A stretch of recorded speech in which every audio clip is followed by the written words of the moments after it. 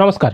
যারা বাইরের রাজ্যে কাজ করছেন, পরিযায়ী শ্রমিক রয়েছেন, তাদের কি ভোট দেওয়া বাধ্যতামূলক? আপনি যদি ভোট না দেন, আপনি যদি ভোট দিতে না আসেন, আপনার ভোটার কার্ড কি বাতিল করে দেওয়া হবে? অনেকেই কনফিউশনে রয়েছেন, অনেকে বেশি টাকা খরচ করে বাধ্য হয়ে বাড়ি ফিরে আসছেন শুধুমাত্র ভোট দেবেন বলে। তো ভয়ের কারণে আপনারা যারা ভোট দিতে আসছেন, তাদেরকে বলে রাখি, আপনি যে ভোট দেবেন এটা আপনার গণতান্ত্রিক অধিকার, এটা আপনার মৌলিক অধিকার ভোট দেওয়াটা। তবে আপনাকে বাধ্যতামূলক যে ভোট দিতেই হবে সেরকমটা কিন্তু বাধ্যবাধকতা নেই। আপনার ব্যক্তিগত চয়েস, আপনি কাকে ভোট দেবেন, আপনি ভোট দেবেন কি দেবেন না সেটা সম্পূর্ণ আপনার ব্যক্তিগত ব্যাপার। আপনি ভোট নাও দিতে পারেন।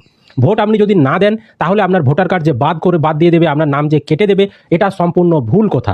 ঠিক আছে, আপনি ভোট না দিলেও আপনার ভোটার লিস্টে যেমন নাম রয়েছে সেরকমই কিন্তু নাম থাকবে। তাই যারা তাড়াহুড়ো করে শুধুমাত্র ভোট দেবেন বলে, আপনার নাম কেটে দেবে বলে যারা বাড়ি ফিরে আসছেন, পরিযায়ী শ্রমিক যারা বাইরের রাজ্যে কাজ করছেন, অতিরিক্ত খরচ করে ট্রেনের টিকিট পাচ্ছেন না, বাসে করে বা জেনারেল টিকিটে আপনারা জেনারেল কামরায় আসছেন নাজেহাল হয়ে, তো আপনাদের ব্যক্তিগত বিষয়ে আপনারা ভোট নাও দিতে পারেন।